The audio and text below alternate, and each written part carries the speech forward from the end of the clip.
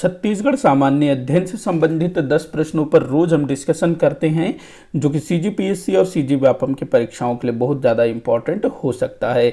सीधे हम लोग क्वेश्चंस पर चलते हैं। तो आज का पहला क्वेश्चन है, पंडित सुंदरलाल शर्मा द्वारा रचित छत्तीसगढ़ी दान लीला काव्य की मूल कथा किस पर आधारित है। यहाँ पर आना था। तो पंडित सुंदरलाल शर्मा जी की एक प्रसिद्ध रचना है ना, छत्तीसगढ़ी दान लीला। तो अच्छा, छत्तीसगढ़ी दान लीला होना था, यहाँ काव्य लीला हो गया। ठीक ठीक ठीक, छत्तीसगढ़ी दान लीला काव्य की मूल कथा, ये काव्य है, ध्यान रखना। ये भी ये क्या है, काव्य है, यहाँ पर आएगा। तो कथा किस पर आधारित है। तो छत्तीसगढ़ी दान लीला कथा की मूल कथा किस पर आधारित है। तो ये श्री कृष्ण जी की कथा पर आधारित है, ध्यान रखना। और ये श्री कृष्ण चरित्र, उससे इसको लिया गया है कि श्री कृष्ण चरित्र, तो कृष्ण जी से संबंधित है छत्तीसगढ़ी दान लीला।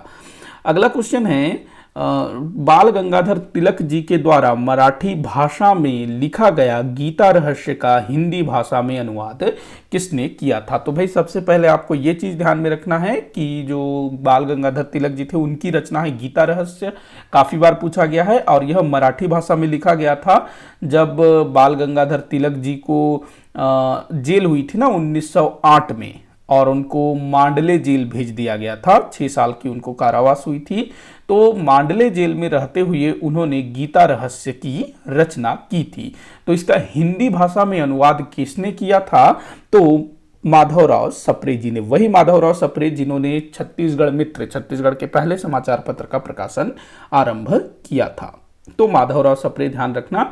अगला क्वेश्चन है, निम्न में से कौन सी रचना लाला जगदलपुरी की है। तो भाई लाला जगदलपुरी, जिनका संबंध जगदलपुर से है, उनके नाम से ही पता चल रहा है। तो जो दहाड़ते परिवेश, ये जो है अपने क्या करना चाहिए, लाला जगदलपुरी जी की रचना है दहाड़ते परिवेश, ध्यान रखना। दहाड़ते परिवेश लाला जगदलपुरी जी की रचना है। उसके बाद ये जो सालवनों का द्वीप है, ये सानी जी की रचना है। ये काफी बार पूछा गया है, ध्यान रखेंगे। सानी, गुलशेर अहमद खां सानी, उनकी रचना है ये सालवनों का द्वीप। दहाड़ते परिवेश लाला जगदलपुरी जी की रचना। अगला क्वेश्चन है, सैला नृत्य मुख्यतः किस अवसर पर किया जाता है। सैला नृत्य, तो ये जो सैला नृत्य है ये किया जाता है दीपावली के अवसर पर। कब किया जाता है, दीपावली के अवसर पर किया जाता है सैला नृत्य। अगला क्वेश्चन है, छत्तीसगढ़ में महिलाएं किस त्योहार में गौरा गीत गाती हैं।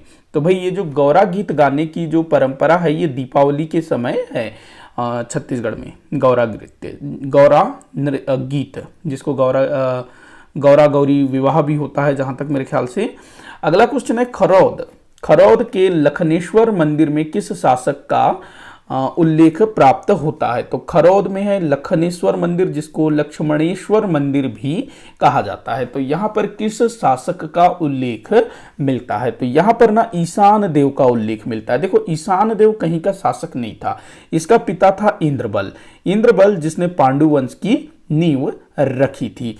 और इंद्रबल खुद राजा नहीं बनता है, अपने पिता उदयन को राजा बना देता है। तो इंद्रबल का ही बेटा था ईशान देव। इंद्रबल के ना लगभग 4 बेटे थे, तो उन्हीं में से एक था ईशान देव, जिसने खरौद में लखनेश्वर मंदिर का निर्माण करवाया था। खरौद का प्राचीन समय में नाम इंद्रबल था, जिसकी स्थापना इंद्रबल द्वारा की गई थी। तो यहाँ पर जो है ईशान देव ने लखनेश्वर मंदिर का निर्माण करवाया, और लखनेश्वर मंदिर में ईशान देव का ही उल्लेख मिलता है।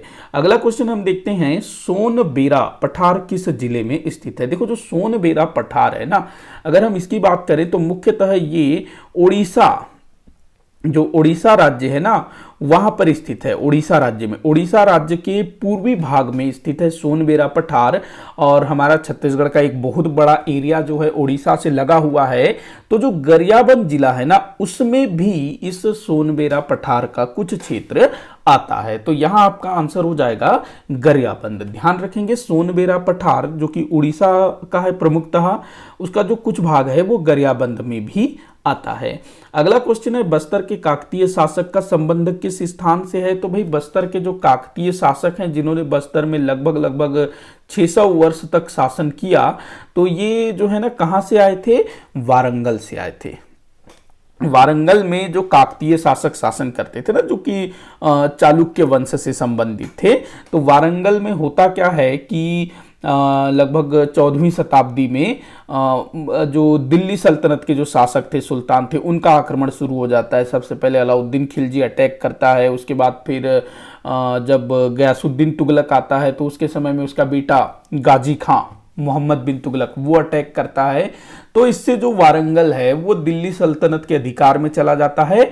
और वारंगल के जो काकतीय शासक के जो भी भाई बंधु होते हैं, जिसका नाम था अन्नम देव, तो ये जो है बस्तर क्षेत्र में आ जाता है और यहाँ पर अपने वंश की स्थापना करता है। तो ये लोग मूलतः कहाँ के थे? वारंगल के थे, ध्यान रखना इस चीज को।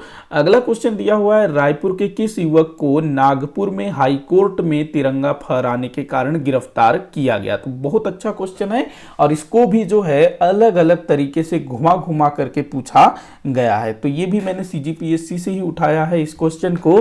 तो देखिएगा, जो ठाकुर रामकृष्ण सिंह हैं, ठाकुर रामकृष्ण सिंह जो कि अपने ठाकुर प्यारेलाल सिंह जी के पुत्र थे, तो ये जो है नागपुर में पढ़ाई करने के लिए गए हुए थे और उसी समय फिर क्या कहते हैं, जो अपना भारत छोड़ो आंदोलन शुरू हो जाता है 1942 में। तो उसी समय इन्होंने क्या किया, ठाकुर रामकृष्ण सिंह ने नागपुर के हाई कोर्ट में चले जाते हैं और वहां पर उस समय जो कांग्रेस का झंडा था, जो कि राष्ट्रीय झंडे के रूप में प्रयुक्त होता था, उसको इन्होंने हाई कोर्ट के बिल्डिंग में फहरा दिया और इसके लिए इनको गिरफ्तार किया गया। मतलब सोचो, हाई कोर्ट में जाकर के इन्होंने झंडा फहरा दिया था। तो ये किया था इन्होंने। बाकी जो रणवीर सिंह शास्त्री हैं, त्रेतानाथ तिवारी, इन दोनों ने रायपुर में 1942 के समय में जुलूस का नेतृत्व किया था। त्रेतानाथ तिवारी ने 9 अगस्त 1942 को, रणवीर सिंह शास्त्री ने 10 अगस्त 1942 को। यदुनंदन प्रसाद सिंगरौली, ये क्या करते हैं, दुर्ग के थे। दुर्ग में जो कचहरी थी ना, जो वहां का जो कोर्ट वगैरह रहा होगा, कचहरी, वहां पर जाकर के इन्होंने आग लगा दिया था और लेटर बॉक्स वगैरह भी तोड़ दिए थे यदुनंदन सिंगरौल ने। तो ये चीजें भी आप लोग ध्यान में रखना। अगला क्वेश्चन है, जो कि इस वीडियो का आखिरी क्वेश्चन होगा, असहयोग आंदोलन के दौरान छत्तीसगढ़ के किस नगर में नगर पालिका के कर्मचारियों के लिए खादी पहनना अनिवार्य कर दिया गया था? तो भाई ये वाला जो क्वेश्चन है ना, सीजीपीएससी ने पूछा था और इसका जो आंसर है वो है बिलासपुर। मतलब जो सीजीपीएससी ने जो आंसर लिया वही मैं आपको बता रहा हूं। तो बिलासपुर जो वहां जो नगर पालिका था, उसमें कर्मचारियों को खादी पहनना अनिवार्य कर दिया गया था। कब किया गया था ये? असहयोग आंदोलन के समय 1920 में, जब महात्मा गांधी छत्तीसगढ़ आए थे ना कंडेल नहर सत्याग्रह के लिए, तो उस टाइम पे वहां पर जो है खादी पहनना अनिवार्य कर दिया गया। इसी के साथ आज का ये वीडियो यहीं पर समाप्त होता है। आप लोग मुझे कमेंट करके बताइएगा कि आपसे कितने क्वेश्चन सॉल्व हुए।